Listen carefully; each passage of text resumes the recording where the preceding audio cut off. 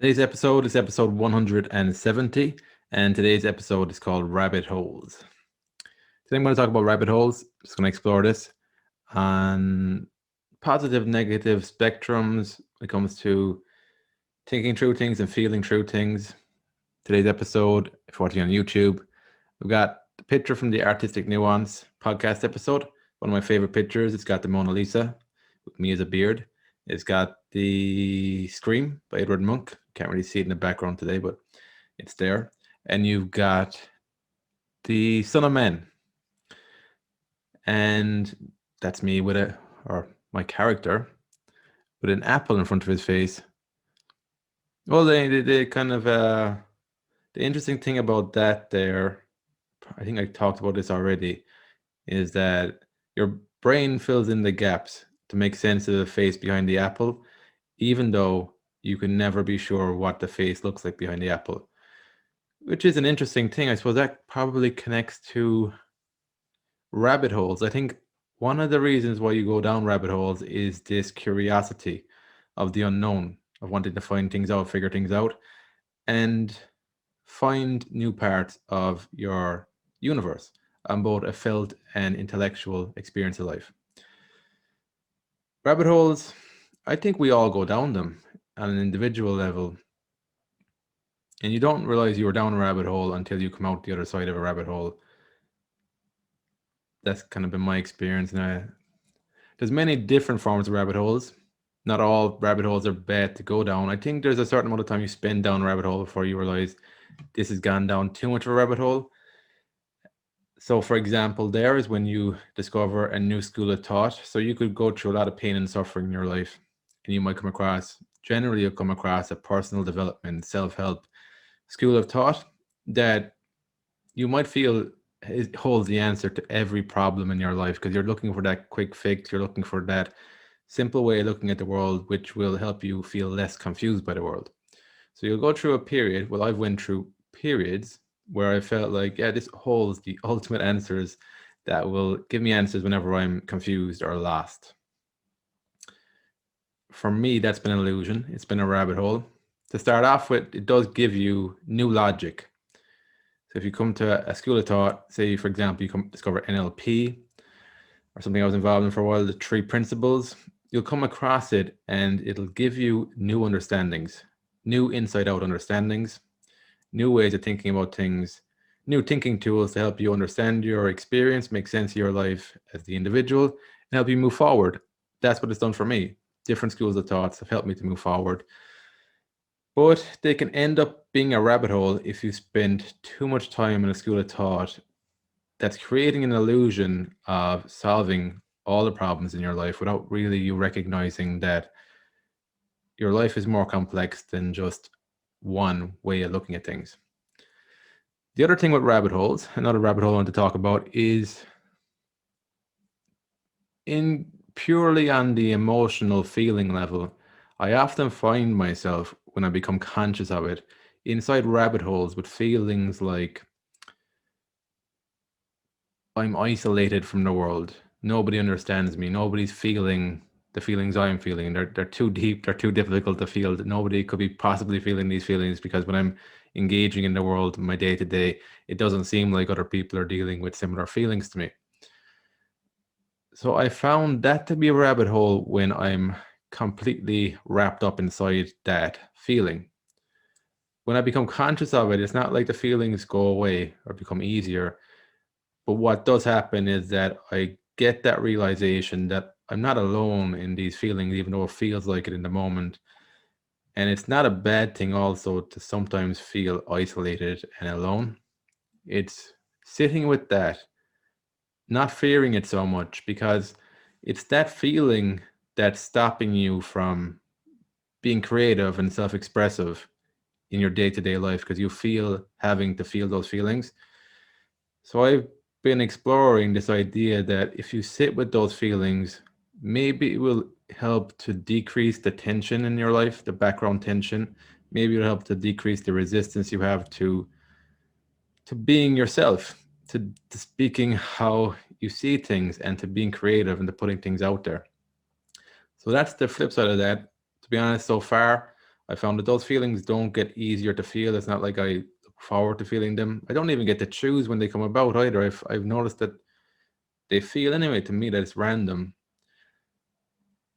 I've actually noticed it's when I feel on the days where I've been working hard intellectually and I feel mentally drained.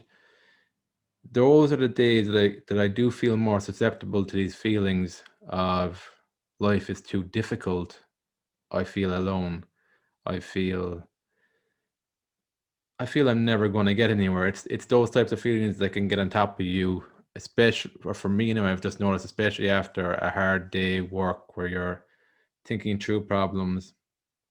You've actually made progress, but the feelings are very heavy, and it feels like this is never going to end because there's always problems. There's always problems to solve, and so those feelings can get on top of you quite easily.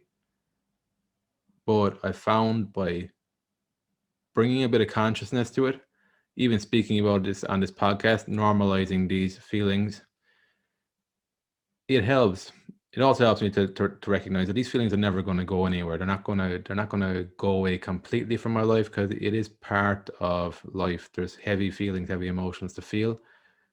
But by realizing, by speaking it out that you're not alone and that these feelings are normal, I think it brings a bit more of a lightness to it.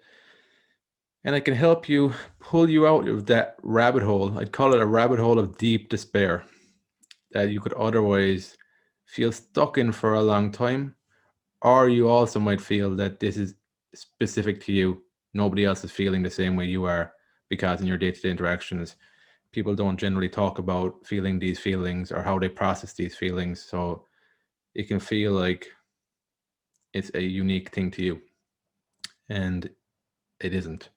From the people I've spoken to over the years who are quite open about their experience and open about their feelings, I've never met somebody who is just like experiencing positive feelings that they aren't processing difficult emotions. They just don't exist in my world now. So let's talk about some of the positives to going down rabbit holes. I think like I'm kind of mentioning, you're going down rabbit holes, isn't it? Because life's made up of many different rabbit holes. So it's a matter of, I suppose you can tie it back to Seth Godin's book on the dip.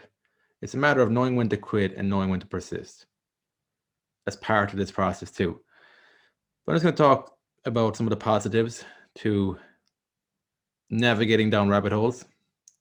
So when you're conscious that this is what you're doing, I think for somebody to do this, there has to be a level of being willing to think for themselves, think through things, not just mindlessly accept what's being said around them by other people. So that's a positive. You are using your own conscious mind. The other positive of a rabbit hole, and it's also maybe the negative to a rabbit hole, in some way it feels like you've been pulled into exploring something, that the rabbit hole already exists, but it's a matter of you allowing yourself to enter the rabbit hole, go down the rabbit hole, and see what you see. So on one level, that is positive because it feels like you're not actually creating what you're seeing. It's already there, just you're choosing to enter the rabbit hole. But the other thing is that you don't know who created the rabbit hole. So for example, just on a normal level there, again, take the example of going to a school of thought like NLP or the three principles or something like that. You don't know for sure what happened in the mind of the person or people who created the school of thought. You don't know what their intention was. You don't know what problems they were trying to solve. You won't know that in specific detail. So by going down rabbit holes that were created for you, there's an element that's positive because you don't have to reinvent the wheel. But the other side of that that's negative is that you don't know specifically why that wheel was invented. You'll kind of know why it was invented, but you won't know the specifics because you weren't the mind that created that rabbit hole. So that's the negative part of it. You could waste a lot of your time going down a rabbit hole that isn't solving your specific problems as the individual. That's why I found that it's better to notice when you're going down the rabbit hole too far and change rabbit holes, go down a different rabbit hole. I feel like this manifests in creativity. So there'll be a blend, a mixing of ideas, a mixing of school of thoughts. There's a bit of there's obviously a bit of struggle with that too, that you might mix thoughts together and schools of thoughts together in a way that doesn't orient yourself too well. There could be quite a bit of experimentation there. What has helped me with that, I'm sure I messed this up in multiple ways, but what helps me gain a sense of bearing when I'm going down different rabbit holes, looking at different things, it's looking at patterns and principles. And it's also having tangible skills, like programming is a tangible skill I've been working on for the past few years. That's a tangible skill that's objective. It's more objective in the real world, so you can see real world results from improving at that skill. It's more the philosophical realm or the psychological realm that can make big improvements in your life. You can experience quantum leaps in the sense of intellectual and emotional growth, but it's also very intangible and not as grounded in tangible real world results. So the blend, I guess, that's happening for me here, like if you read my book and the upcoming book I have coming out this year, you'll notice that there's a blend of psychology, philosophy, a little bit around learning, programming, foreign languages, a little bit in there with the French. There's a blend of all this stuff, which is then forming on a tangible level in the form of books and this podcast. Ultimately, it's language is what makes the intangible tangible. I think we really take language for granted. I've definitely taken language for granted growing up, and I would feel like that is something I would have picked up on from general society, that general society takes language for granted. Because when you really think about it, in order to pursue a path or in order to know what you want, in order to know what your needs are, what your desires are, you have to express them, and oftentimes they're expressed through language. Sometimes they can be expressed through your body, through your energy. But I think from my experience, I can only embody something. Well, the experiences I have had, there's usually language involved in the embodiment of something new. So either somebody I'm speaking to has words to communicate what they're talking about with me. There'll be a certain amount of an energy exchange going on there. That's quite intangible. I feel like that's the level where true knowledge is transferred. So that helps me to explain why I could be conversing with somebody who's saying more or less the exact same thing as somebody else, yet the knowledge transfers from one person, as in I get what they're talking about, and it doesn't transfer with the other person. I don't get what they're talking about on a more feeling embodied level. That's something that I've been feeling out through the years. And as I've been feeling that out, I've paid more attention, for me personally, I paid more attention to the sound of somebody's voice. There's something in there where you can kind of feel the resonance of what somebody's talking about or not. And when somebody isn't resonating, when there's not as strong a resonance, I feel like there's more of a shallow feel to what they're saying. That's what I've been picking up on over the last few years anyway. That's helped me a lot with, I guess this is the rabbit hole of words.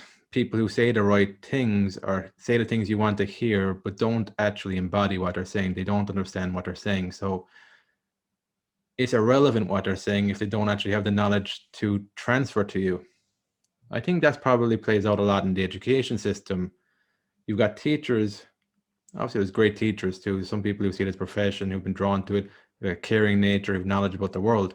But there's also teachers who just didn't have any other real options. They kind of saw the teaching as an easy path.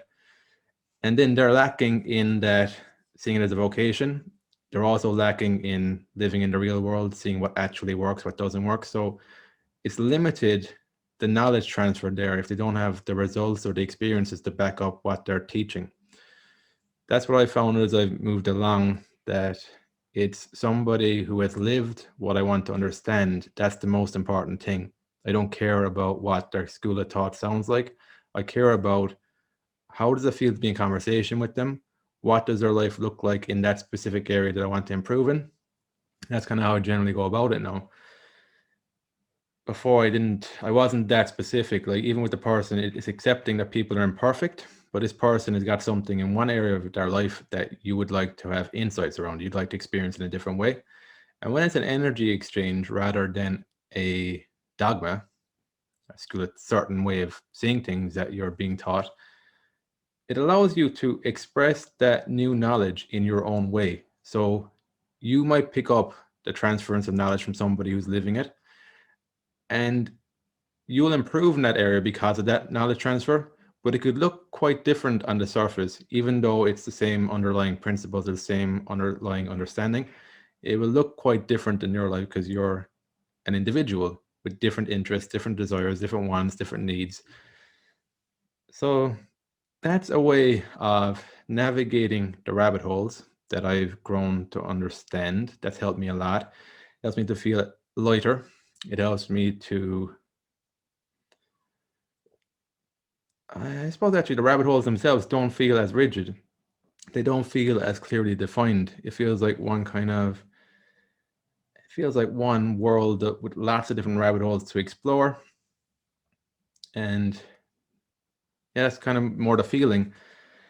But when I was more unconscious to it, I think I was at some stage focused more on the words because I wasn't picking up on energy. I wasn't picking up on the importance of lived experience as much. When you approach it like that, rabbit holes feel very rigidly defined, and you can spend a long time down one without realizing you're within a rabbit hole, one specific way, one school of thought of looking at things. So the last thing I want to talk about when it comes to rabbit holes is conspiracy theories, because I know that they have cropped up a lot during the pandemic, I've heard. And if you're somebody who is suffering with that, suffering through it without realizing you're caught up in conspiracy theories, my advice would be to check in with how you're feeling. Generally, when you get into conspiratory ways of looking at the world, there's paranoia in there, there's anger in there, there's aggression in there, there's anxiety, lots of anxiety in there. What's generally happening, I feel, with conspiracy theories is projecting those emotions that you can't feel and sit with, projecting them outwards in the hope that the external world will resolve those inner conflicts. And it doesn't. You have to resolve your own inner conflicts, and then you're in a better place to actually improve the world. I feel that conspiracy theories are tricky because there are elements of truth to them. Like, we don't live in a perfect society. There's lots of injustices, there's lots of corruption, there's lots of people talking, and not actually caring about people. There's lots of that going on. So I do feel like there's a lot of truth in conspiracy theories. But at the same time, if you don't want to go down the rabbit hole, live your life in the world of conspiracy theories, my advice would be to check in with yourself, check in with how you're feeling, what's really going on for you on an emotional level, what are you avoiding? Then you'll be in a healthier place to actually work with the world and the people around you. My advice then for somebody who might have a loved one who's going through this, that you can see they're believing things, they haven't got a grounding in reality. It's really that you're picking up on they're not very grounded in reality. That's the painful part. For that, I feel the best approach is to show that it's kind of an energetic thing. It's like show that you're listening. Actually, I guess it's genuinely just listening to where they're coming from. Look beyond the conspiracy theories of what they're saying. Look beyond that they might be trying to convince you into certain things, and just pick up on how is this person feeling and how can I be there for them. Pay more attention to the feelings they're sitting with, because oftentimes it's feelings they're uncomfortable with. There could be traumas in their life that they haven't dealt with. There's lots of different things that can be going on there. So as somebody who isn't a professional, the best thing you can do, I feel, is to be somebody who is empathetic and can listen. Also take care of yourself. First and foremost is taking care of yourself, checking in with yourself first, because if you're affected by this in a negative way, it's not going to help anybody. So checking in with yourself, be grounded in yourself. Because it could also be an opportunity for yourself to look at therapy or to look at confiding in a friend, maybe with things you haven't dealt with. So it's with all these things in there, this rabbit hole of conspiracy theories, I think the first part is to get back to basics, look at what's happening within, and then that creates a clearer picture on the outside. Because when you're focused on the outside, like the world is huge, and the people in it, think of all the people in it, maybe 7 billion, I don't know how many people now, 7 billion people. Each of them are so complex. They're as complex as you are. So trying to solve that type of a problem is next to impossible. Where you stand a chance, though, is when you're just looking within that one individual who's yourself.